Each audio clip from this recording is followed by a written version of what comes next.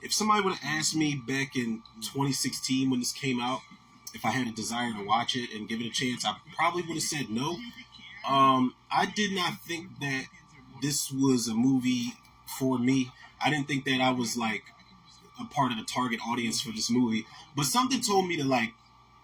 I was jotting down some movies that I haven't seen before on my watch list, and I started adding movies that I wouldn't normally add on my list. Movies that forced me to step out of my comfort zone. I put The Lighthouse on there. I'm not really big on Willem Dafoe, or I'm not really familiar with that director. I put that movie on there. I put movies like Earl and the Dying Girl. I even put Emancipation on there. And I hate slavery biopics or just slavery movies in general. And something told me to put this movie on there, man. And like, to be completely honest, first of all, let me put a disclaimer up. If you're homophobic and you get into that type of bullshit where you make hurtful comments and you're that type of online person, this ain't the movie for you. This probably ain't even the video for you. So let's just nip that in the bud. It's the same disclaimer I put up for, if somebody's going to go into the new Interview with the Vampire TV series. If you're homophobic, don't watch it. But this is a little more blatant in its message than something like Interview with the Vampire, man. This, I'm not going to hold y'all, man. This movie was actually really decent. Even as like a straight man watching a movie about a young black man. Well, there's three versions of this character, but for the most part, a young black man who is struggling to find himself, who is struggling to identify himself and realize his sexuality and so on and so forth. It's a big play on some shit that a lot of people struggle with nowadays, like male and female. But this story just focuses on the black man, and while I don't have to agree with it, and while I don't have to understand it, I feel like from a story point of view and from a directing point of view and just as a film overall, this movie is really well done, man. Do I think that this movie should have cleaned up at the Oscars or whatever award ceremony it was at the time? I'm not sure. It is really well done though, man. This is a movie where I can stand 10 toes down on the fact that there's no bad performance in this movie, man. The character that we focus on, Chiron, he's played by Alex Hibbert at first from The Chi. And then he's played by Ashton Sanders, who was in the Wu-Tang TV series and The Equalizer and things like that. And then in the third act of the movie, they focus on his character still, but he's played by Trevante Rhodes. And I don't know how, like, if they had these three actors in the same room throughout the shooting of this movie.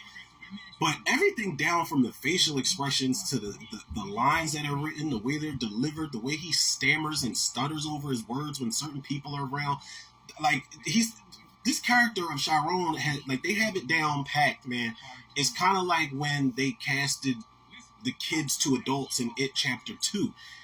I don't know how much time those actors spent with each other, but they got it down pat, man. You can believe that these three separate actors are the same character throughout the course of this movie, man. Janelle Monáe's in here. She does a great job.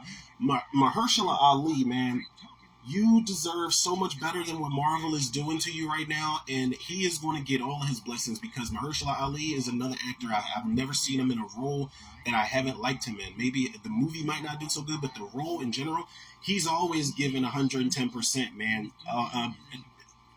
Naomi Harris is fantastic in this movie, man. It's a shame the type of character that she plays, but like there's a moment where she goes into like a home during the third act and her son comes to see her and she's cleaned herself up for the most part. But I gotta tell y'all, man, this movie is really good. If it's one moment that was probably my favorite part in this whole movie, it's when Ashton Sanders in the second act, his version of Chiron, he beats the fuck out of this bully. This kid has been bullying him since they were children. For God's sakes, man. He's like a fucking Stephen King bully, just fucking with him. And Chiron has enough, and he goes into the classroom and breaks a fucking chair over his back and beats the shit out of him and gets locked up and sent away.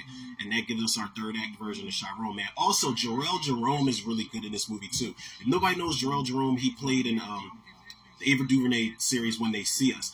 And I, like, not even trying to be smart, but I knew his character was going to turn out to be gay. The main character is one thing. we know he's trying to find himself, and ultimately he's going to discover himself to be a gay man.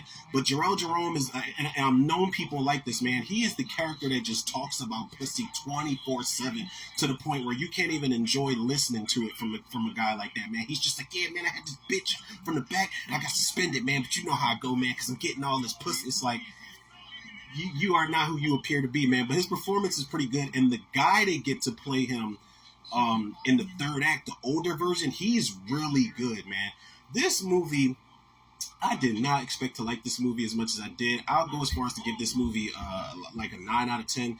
What keeps it from a 10? I don't know. I feel like when each act was over, I was still wanting to spend more time with the characters. I thought the movie was going to be way longer than it was, but it turned out it was like a little under, I think like 2 hours or so. But had we would have spent more time and it's been a 2 hour film, I'd have been cool with that because I was very interested in seeing how they were developing this character, man. And this is another one of those movies, kind of like I made the comparison to Last Black Man in San Francisco with What's Eating Gilbert Grape, where it's not necessarily a plot here. It's more of just following this character on this journey, man. And I was really interested in what they did with this character, man. This director Barry Jenkins, the direction is steady, it's subtle, but the way that he directed these actors and these actresses is really good. I don't know I don't know if I missed anything, but it seemed like Mahershala Ali just disappeared in the movie at some point. I don't think we see him for a couple acts of the film, man. I don't know. Did his character die? Maybe I missed something, but Janelle Monáe was his girlfriend in the movie, and Janelle Monáe, I want her. She's a great musician, the artist, whatever you want to classify her as, but I want Janelle Monáe to keep acting. I want her to keep acting. I want her to keep acting, and I loved watching her on screen in this movie so much that I'm about to keep stepping out of my comfort zone and watch Antebellum. The only thing that was keeping me from Antebellum was the fact that it is black horror, it's modern day black exploitation, but it is a slavery driven type of thing. And I was like, I don't even know if I want to watch that. But I'm stepping out of my comfort zone as of recently, so I might just watch Antebellum now. But yeah, this yeah.